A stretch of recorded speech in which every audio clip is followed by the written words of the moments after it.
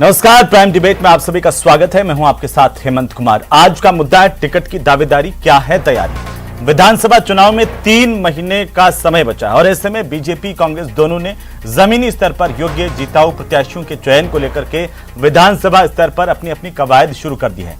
कांग्रेस की ब्लॉक कांग्रेस कमेटियों में टिकट के दावेदारों के लिए आवेदन की प्रक्रिया शुरू हो गई है। प्रत्येक विधानसभा क्षेत्र के लिए 3 से 5 आवेदकों का पैनल तैयार होगा। इसे 30 अगस्त तक पीसीसी के पास जमा करवाया जाएगा और पीसीसी के पदाधिकारी इसमें छानबीन करेंगे। 2 से 3 नाम का एक पैनल बनाएंगे और इसके बाद प्रदेश चुनाव समिति इस पर मंथन करेगी, टिकट के लिए नाम फाइनल करेगी। सबसे बड़ी बात यह है कि जमीनी स्तर पर कांग्रेस कार्यकर्ताओं की राय इसे लेकर ली जा रही है, वहीं जिताऊ उम्मीदवारों पर खास फोकस किया जा रहा है। इसी मुद्दे को लेकर के आज हम चर्चा करेंगे, लेकिन पहले आप देखिए ये रिपोर्ट है। कांग्रेस में टिकट की दौड़, ब्लॉक स्तर पर आवेदन। हम लोग वहां पर जो भी आवेदन का एक प्रोफार्मा जारी करेंगे, उसके साथ में हम उनसे काफी कुछ डिटेल्स मांगेंगे अपने विधानसभा क्षेत्र की। टिकट के लिए ब्लॉक और जिला स्तर पर आवेदन। तो ब्लॉक लेवल पर आवेदन आएंगे, उनको 5 आवेदन तक ऊपर भेजने हैं। कांग्रेस का टिकटों में चयन में पारदर्शिता का दावा। हम इनकी तरह हम घमंड नहीं रखते हैं कि अगली बार मैं ही 15 अगस्त में लाल किले पे आऊंगा। नॉन परफॉर्मर के टिकट कटने के कयास, जिताऊ को मौका मिलने का भरोसा। कि हमारी पार्टी ने जो प्रोसीजर अपनाया वो बहुत ही बेस्ट है। आम कार्यकर्ता का सम्मान बढ़ेगा, ब्लॉक अध्यक्ष का सम्मान बढ़ेगा। टिकट की दावेदारी, क्या है तैयारी।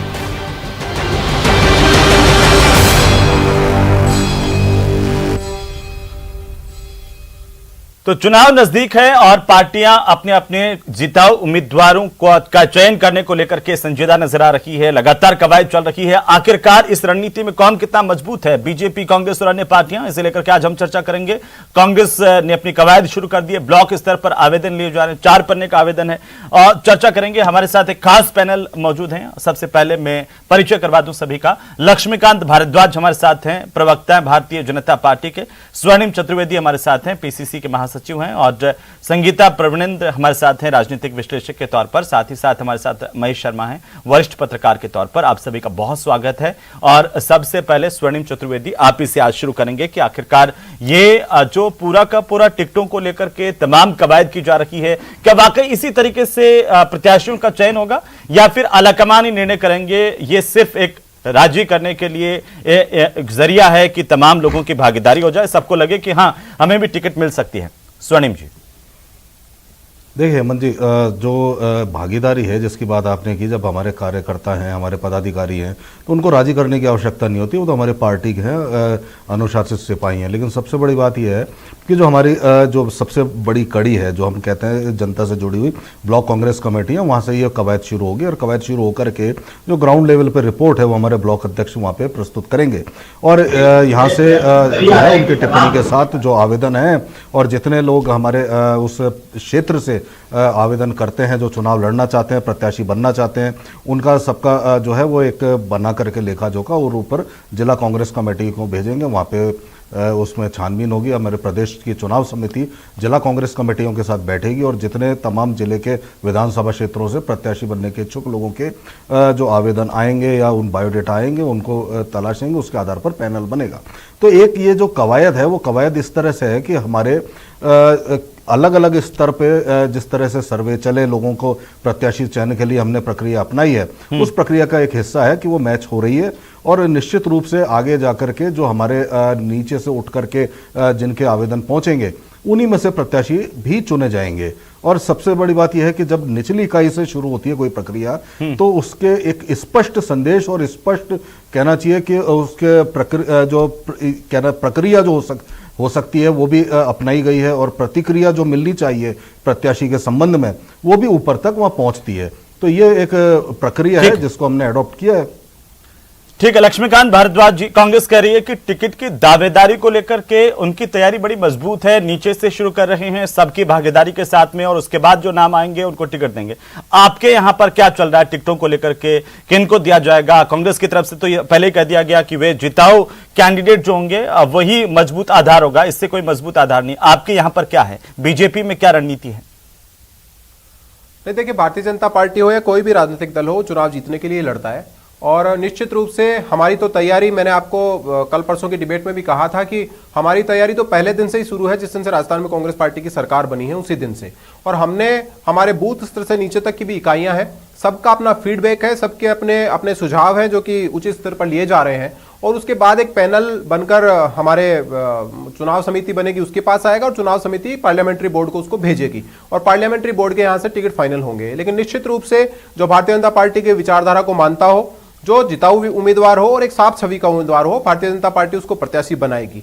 निश्चित रूप से भारतीय जनता पार्टी के पक्ष में जो पूरे प्रदेश में माहौल है, और आपने पिछले दिनों देखा, पिछले 6 महीने से लगातार 100 से ज्यादा लोग जो अपने अपने क्षेत्र के महत्वपूर्ण और प्रतिष्ठित लोग हैं, चाहे राजनीतिक दलों के हों, चाहे प्रशासनिक अधिकारी हों, चाहे रिटायर्ड और दूसरे क्षेत्रों के लोग हों, उन्होंने जिस तरीके से भारतीय जनता पार्टी की सदस्यता ज्वाइन की है और जिस तरीके से भारतीय जनता पार्टी के प्रति अपनी निष्ठा जताई है, उससे भारतीय जनता पार्टी के पक्ष में पूरे प्रदेश में एक माहौल दिखता है। और उसी के कारण आज हम लोग एक अपर हैंड में है, राजस्थान में बहुत अच्छी स्थिति में है। और निश्चित रूप से आने वाले 3 महीनों के बाद राजस्थान में भारतीय जनता पार्टी की सरकार उसके कार्यकर्ताओं के दम पर, उसके बूथ के कार्यकर्ताओं के दम पर, पन्ना प्रमुखों के दम पर, मंडल अध्यक्षों, भारतीय जनता पार्टी के पूरे नेटवर्क और जनता के दम पर भारतीय जनता पार्टी की सरकार आने वाले 3 महीने के बाद बनने वाली।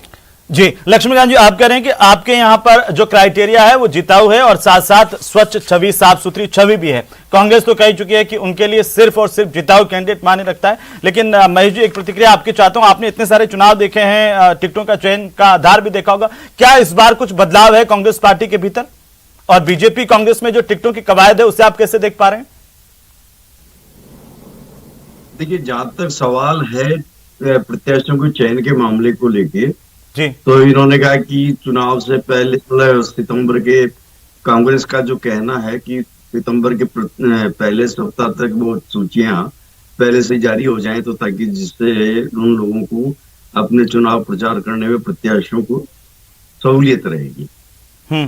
ये हर दल में, हर कोई सा भी दल हो, प्रतिद्वंदी हो, चाहे सत्तारूढ़ हो या और अन्य तीसरा कोई संयुक्त मोर्चा वगैरह की जो भी बातें होती है, वो कवायद एक पूरी तरह से शुरू हो जाती है। अब सवाल ये आता है कि जो प्रत्याशी का जो चयन किया जाता है वो बड़े बारीकी से कहा जाता है। इसमें ये भी मानना पड़ेगा कि पर्दे के पीछे में मतलब अलग अलग गुट के प्रभावी नेताओं की छाप भी होती है, उनका हस्तक्षेप भी होता है और उनका मतलब सिफारिश वगैरह जो भी कुछ होता है वो भी दिया जाता है। लेकिन सबसे बड़ी बात यह है कि उस प्रत्याशी की सर्वग्राह्यता कितनी है, उसकी छवि कितनी है, वो जनता के मुद्दों से कैसे जुड़ा हुआ है, और फिर आपकी पार्टी की रणनीति होती है कि आप कैसा माहौल बनाते हैं, किस तरह का बनाते हैं, एक दूसरे के जवाब में जो भी कार्रवाई करते हैं तो उसकी और भी मतलब फोकस किया जाता है।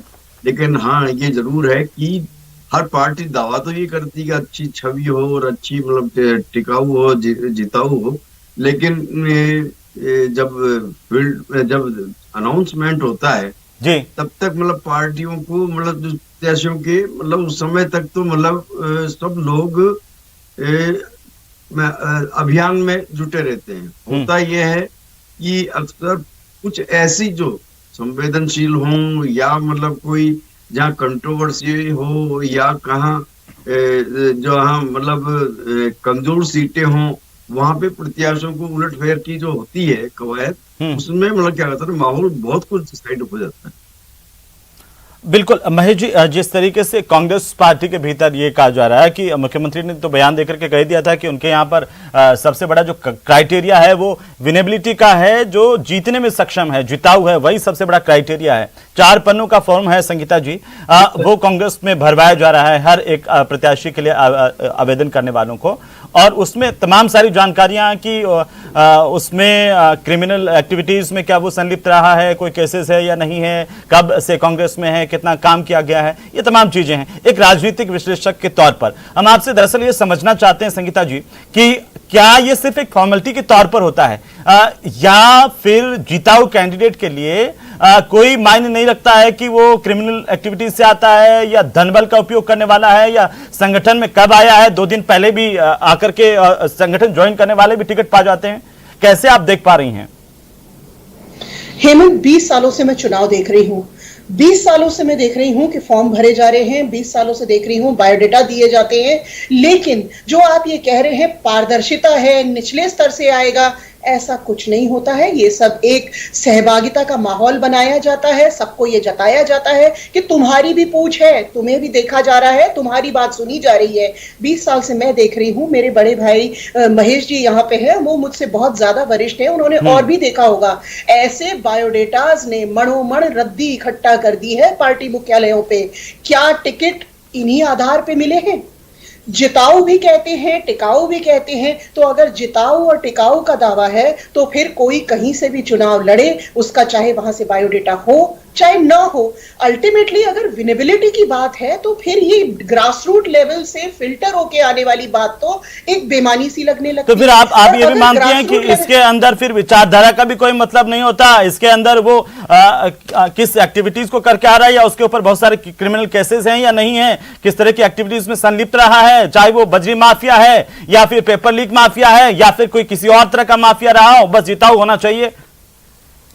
देखिए, मैं ये मानती हूं कि अगर चाहे बजरी माफिया हो, पेपर लीक माफिया हो, क्रिमिनल केसेस हो, तो मैं ये आशा करती हूं कि तमाम पॉलिटिकल पार्टीज ऐसे प्रत्याशियों से दूरी रखेंगी। लेकिन आया राम गया राम, जिसे हम हिंदी में कहते हैं और अंग्रेजी में कहते हैं फेयर वेदर फ्रेंड्स, या हम कहते हैं कि मौसमी पंछी जो होते हैं वो तो हर पार्टी में आते हैं और जाते हैं। उन्हें मतलब उनकी बात को गंभीरता से क्या लेना कि ये यहाँ पे निष्ठा के ऊपर, विचारधारा के ऊपर प्रभावित होकर के आई हैं। वो तो स्वार्थ के लिए आते हैं और बरसों से आते रहे हैं, दशकों से आते रहे हैं। क्या नया है अगर आ रहे हैं? लेकिन ये कवायद जो ये कहे जा रही है कि ग्रास रूट से पैनल बनाया जाएगा और उन्हीं में से चयन किया जाएगा, तो ऐसे किस्से तो दशकों से देखे जा रहे हैं। ये आप मानते हैं कि तमाम पार्टियों में ऐसा ही होता है, या सिर्फ कांग्रेस कह रही है इसलिए हम क्यों माने? लेकिन क्या सभी पार्टियों में इसी तरह के हालात हैं? हेमंत, आप अपने ही आर्काइव्स में जाइए, आप अपने ही जो पुराने पिछले चुनावों की फुटेज है वो निकालिए, आपको दिख जाएगा हर पार्टी का यही आलम है। हर पार्टी में अच्छे रंगीन बायोडेटा दिए जाते हैं, हर पार्टी में फॉर्म भरे जाते हैं, और उसके बाद आप ही के चैनल पे आपने खबरें भी दिखाई होगी कि वो कूड़े में पड़े हुए दिखे थे। तो इसके अंदर मतलब ठीक है, और एडीआर की रिपोर्ट भी देखते आए हैं। संगीता जी, आप तो मुझसे ज्यादा देख चुके हैं कि कैसे बताया जाता है कि आपराधिक छवि वाले इतने सारे कैंडिडेट आ गए हैं, या कोई खराब एक्टिविटीज वाले इतने सारे, और कई लोग तो जब हम जिताऊ की बात करते हैं तो कई लोग तो जेल के भीतर से भी बैठ के जीत जाते हैं। ऐसा भी देखने को मिलता है। तो जिताऊ की जब हम बात करते हैं तो सारी चीजें आपके हिसाब से बेमानी हो जाती है। देखिए, मैं फिर कहती हूं, मैं उम्मीद करती हूं कि शुचिता का दौर यहां रहेगा और कोई भी पार्टी ऐसे प्रत्याशी का चयन नहीं करेगी जिसके ऊपर आपराधिक केसेस हो या वो जेल में बंद हो। इतना मेरा मानना है। और मैं मतलब ये मानती हूं कि जिस दौर में अब हम आ चुके हैं, पॉलिटिकल अवेयरनेस जितनी की पब्लिक की बढ़ गई है, इस तरह के कैंडिडेट्स को पब्लिक भी एक्सेप्ट नहीं करेगी। जी, स्वर्णिम जी, क्या जवाब है इसका आपके पास? कि कहते तो हैं लेकिन स्थितियां तो वही होती है। इतने लंबे सालों से यही बात कही जा रही है कि निचले लेवल से उम्मीदवार आएंगे, लेकिन पैराशूट उम्मीदवार भी आ जाते हैं। वो उम्मीदवार भी आ जाते हैं जो कभी कुछ दिन पहले अधिकारी होते हैं, किसी आयोग के अध्यक्ष होते हैं, वो 10 दिन पहले छोड़ करके आते हैं, वो भी टिकट पा जाते हैं। फिर इतनी लंबी कवायद का मतलब क्या है? आला कमान ही सब कुछ तय करता है, ऊपर से ही सब कुछ होता है। देखिए हेमंत जी, हमारी पार्टी में जिन लोगों ने, जो हमारा ब्लॉक स्तर के कार्यकर्ता हैं विधानसभा क्षेत्र के, जो लगातार काम करते हुए हमारी सरकार की जन कल्याणकारी योजनाओं को जनता तक ले गए, और लगातार जो है मोदी सरकार की महंगाई और बेरोजगारी से संबंधित हमारे जो आंदोलन हुए, उन आंदोलनों में बढ़ चढ़ कर हिस्सा लिया, और आगे आने वाले चुनावों में भी चुनाव लड़ाने वाले वही लोग हैं, उनको हम भागीदारी दे रहे हैं, और उनकी भागीदारी से ही निश्चित रूप से आगे कौन उनके विधानसभा। तो आप कह सकते हैं कि कोई भी अधिकारी जो महीने 10 दिन पहले, 2 महीने पहले छोड़ करके आपकी पार्टी में शामिल होता है, उनको टिकट नहीं देंगे। कोई भी ऐसा व्यक्ति जो 3-4 महीने के अंतराल में शामिल हो रहा है, वो टिकट नहीं पाएगा। सिर्फ कार्यकर्ताओं को टिकट मिलेगा, और वो भी अच्छी साफ छवि के कार्यकर्ताओं को मिलेगा। किसी तरह के भ्रष्टाचार में कोई संलिप्त नहीं हो, किसी के खिलाफ केसेस नहीं हो, इस तरह के लोग नहीं आएंगे, जैसे संगीता जी कह रही थी। देखिए, मैंने आपको कहा ना कि आपने फॉर्म दिखा रहे हैं आप शायद 4 पेज का, हाँ। लेकिन ये बड़ा है, 4 पेज का नहीं है, इससे बड़ा है फॉर्म। मैं भिजवा दूंगा आपको। मेरे और पास ये है सर। कार्यकर्ताओं से इसलिए लिया जा रहा है कि अगर कोई गलत जानकारी भी दे तो निश्चित रूप से जो हमारी ब्लॉक कांग्रेस कमेटी है, जो स्थानीय लोग हैं, स्थानीय कार्यकर्ता हैं, स्थानीय नेता हैं और जो संगठन चला रहे हैं स्थानीय स्तर पर, उनसे सारी जानकारी मिलेगी। और हमारा ही नहीं, मैं ये मानता हूं कि सभी राजनीतिक दल शायद स्वच्छ छवि के नेता ही चाहते हैं जिनको आगे बढ़ाया जाएगा। हाँ, लेकिन कार्यकर्ताओं को ही प्रेफरेंस है, प्राथमिकता है। चुनाव में टिकट किसको मिलेगा ये तो मैं अभी नहीं कह सकता कि इसके लिए अलग लेवल पर जो डिक्लेयर करने वाली क्राइटेरिया यही है। कांग्रेस का होगा, स्वच्छ छवि का होगा, जनता के बीच लोकप्रिय होगा। नहीं, आपने मेरे सवाल का जवाब नहीं दिया। क्या ऐसे लोगों को टिकट नहीं मिलेगा जो महीने 20 दिन पहले आपकी पार्टी ज्वाइन कर रहे हैं? ये साफ है। क्या ऐसे लोगों को टिकट नहीं मिलेगा जो किसी तरह की माफिया से जुड़े रहे हैं, कभी उनका नाम रहा है? क्या इस तरह के लोगों को टिकट नहीं मिलेगा जो भ्रष्टाचार में संलिप्त रहे हैं, उनके ऊपर गंभीर आरोप रहे हैं? मैंने आपको कहा ना, हम तो ये क्रिमिनल केस भी तो छोड़िए, छोटा मोटा भी क्रिमिनल केस जो पूरा फॉर्म क्या आपको ऐसे लोगों को टिकट देंगे या नहीं देंगे? किनारा करते हैं या नहीं करते? बिल्कुल नहीं। भ्रष्टाचार में लिप्त है। हम भी यहीं बैठे हैं, आप भी यहीं बैठे हैं। टिकटों का ऐलान होगा तो हम आपसे पूछेंगे कि आपने स्वर्णिम चतुर्वेदी उस वक्त कहा था, ये नाम कहां से आ गए हैं? बिल्कुल मैं आपके सामने लक्ष्मीकांत भारद्वाज जी। और ये तय बात है कि आप ये देखते रहिए इस पूरी कवायद के बाद पुनः कांग्रेस की सरकार हम थंपिंग मेजॉरिटी से रिपीट लक्ष्मीकांत जी, क्योंकि जो काम किया उसमें हमने भागीदारी दी अपने कार्यकर्ताओं को। लक्ष्मीकांत जी, आपके यहां पर भी क्या ऐसे लोगों से किनारा हो जाता है या हर बार जैसे? देखिए, अभी आप कह रहे थे कि बहुत सारे लोग ज्वाइन कर रहे हैं, फिर विचारधारा के मायने क्या हो जाते हैं? फिर क्या होता है कि संगठन के लिए कोई संगठन में व्यक्ति काम कर रहा है? देखिए, कोई भी व्यक्ति अगर भारतीय जनता पार्टी की सदस्यता लेता है तो भारतीय जनता पार्टी के विचार से प्रभावित होकर, नरेंद्र मोदी जी की सरकार से कामकाज से प्रभावित होकर, उनके व्यक्तित्व से प्रभावित होकर ही उसको ज्वाइन करता है। हमारे यहाँ किसी की व्यक्ति की ज्वाइनिंग के साथ उसकी कोई शर्त नहीं होती। हमारे यहाँ सैकड़ों की संख्या में लोग ज्वाइन कर रहे हैं, हम में से किसी एक की भी कोई शर्त भारतीय जनता पार्टी ज्वाइन करते वक्त नहीं है। लेकिन मैं आपको फिर दोहरा रहा हूं, भारतीय जनता पार्टी ने राजस्थान में पिछले 56 महीने से जो कार्यकर्ता सड़क पर कांग्रेस की अराजक सरकार के खिलाफ संघर्ष कर रहा है, जिसने 10 लाख से ज्यादा मुकदमे इस देश प्रदेश में लगाए, जिसने 30,000 से ज्यादा बहन बेटियों के साथ दुष्कर्म इस सरकार के राज में हुआ, जिसने पूरे देश में सबसे महंगी बिजली, सबसे महंगा पेट्रोल दिया, जिसके राज में सबसे ज्यादा साइबर क्राइम हुआ, जिसके राज में महिला अत्याचार में राजस्थान नंबर 1 पर हुआ, उन सब के खिलाफ सड़क पर जिसने संघर्ष किया है, जिसने पार्टी को मजबूत बनाने के लिए काम किया है, उस स्वच्छ छवि के हमारे कार्यकर्ता की प्राथमिकता भारतीय जनता पार्टी हमेशा ही रखेगी। और निश्चित रूप से भारतीय जनता पार्टी इन दो चीजों पर अपना फोकस रखेगी कि भारतीय जनता पार्टी का कार्यकर्ता हो, भारतीय जनता पार्टी के विचार को मानने वाला व्यक्ति हो और जिताऊ हो। इन दोनों तीनों शर्तों के साथ जो कोई भी हमारा कार्यकर्ता उस क्राइटेरिया में आएगा, भारतीय जनता पार्टी उसको चुनाव लड़ाई ही ना केवल लड़ाएगी बल्कि लड़ाती आई है। आप देख लीजिए, भारतीय जनता पार्टी ही एक ऐसी पार्टी है जिसने क्या उम्र की सीमा होगी इस बार? क्या आपके यहाँ पर लक्ष्मीकांत जी, क्या उम्र की सीमा होगी? क्योंकि कांग्रेस ने तो कह दिया कि 90 साल का भी होगा तो भी हमारे उम्र का नहीं, जिताओ होना चाहिए बस। देखिए, आपके यहाँ पर कोई बैरियर है आवेदक के लिए या प्रत्याशी के लिए? भारतीय जनता पार्टी, मैंने आपको फिर कहा कि इस प्रदेश में ही नहीं बल्कि देश में युवा नेतृत्व को आगे कराने के लिए हमेशा ही कोशिश करके रही है। हमारे आज भी 6 मुख्यमंत्री ऐसे हैं पूरे देश में जिनकी उम्र 50 वर्ष से कम है। हमने ही इस देश में नया नेतृत्व देने की पहल भारतीय जनता पार्टी और उसकी सरकार ने की है। इसलिए इस देश में और प्रदेश में युवा राजनीति को आगे बढ़ाने का काम भारतीय जनता पार्टी ने किया है, और ना केवल किया है बल्कि सिद्ध करके दिखाया है। राजस्थान में भी दिखाया, पूरे दूसरे देशों में भी दिखाया। इसलिए युवाओं को प्राथमिकता भारतीय जनता पार्टी निश्चित रूप से देगी ही देगी। लेकिन मैं फिर कह रहा हूं कि चुनाव होता है और चुनाव में केवल 3 चीजें सबसे महत्वपूर्ण है। वो है भारतीय जनता पार्टी का कार्यकर्ता, भारतीय जनता पार्टी के विचार को मानने वाला व्यक्ति, वो व्यक्ति जो 370 हटाने के समर्थन में है, वो व्यक्ति जो 3 तलाक हटाने के समर्थन में है, वो व्यक्ति जो राम मंदिर बनने के समर्थन में है, वो व्यक्ति जो भारत की सेना को ताकतवर बनाने के रूप में सक्षम है, वो व्यक्ति जो नरेंद्र मोदी जी की सरकार के साथ है, वो व्यक्ति जो इस देश के साथ है। उस व्यक्ति के साथ भारतीय जनता पार्टी चुनाव में जाएगी। उस व्यक्ति के साथ भारतीय जनता पार्टी अपना उसको फेस बनाएगी और उसी के साथ जाकर चुनाव लड़ेगी। महेश जी, बहुत सिंपल सा सवाल ये आता है कि जब हम कहते हैं कि जिताऊ कैंडिडेट ही हमारा एक आखिरी आधार होगा, सारा का सारा क्राइटेरिया सिर्फ एक जिताऊ का होता है, तो क्या ये सबसे आसान होता है कि किसी को जिताऊ के आधार पर बाहर भी कर सकते हैं और किसी को जिताऊ के आधार पर अंदर भी कर सकते हैं? अगर आपकी हिसाब से वो फिट नहीं बैठ रहा है, किसी से राजनीतिक दुश्मनी निकालना चाहते हैं, कह देंगे जिताऊ नहीं है, हटा दिया, इसलिए टिकट नहीं मिला। जी, होता यही है कि जो बड़े राजनीतिक जो दल होते हैं, उनके बड़े जो नेता हैं जी, वो लोग दोनों हाथ लड़ते रहते हैं। किसी को टिकट देना है या न देना, वो तो एक आड़ हो जाती है। बाकी ये हमारे लोकतांत्रिक व्यवस्था में एक जिसे बोलते हैं कि रोग कह दीजिए, कि जहाँ धन बली और बाहुबली और साथ साथ ही वो गुट बली, ये सब चीजें प्ले करती है मेन। बाकी आदर्श की बात करें तो वो बिल्कुल आदर्श खरा नहीं उतरता, अगर उतरता भी है। लेकिन कमाल की बात तो ये महेश जी, सारी की सारी पार्टियां कहती है ऐसे लोगों से हम किनारा करते हैं, लेकिन वो ऐसे ही लोग उनका आधार होते हैं। जी बिल्कुल सही है। सैद्धांतिक कहने की मतलब हर दल की मतलब राजनीति यही होती है, यही मतलब सिद्धांत बनाए जाते हैं, व्यवहारिक रूप से मतलब आदर्शवादी बातें की जाती है, लेकिन हकीकत यही है जी कि इनका ये सिर्फ घोटा होता है।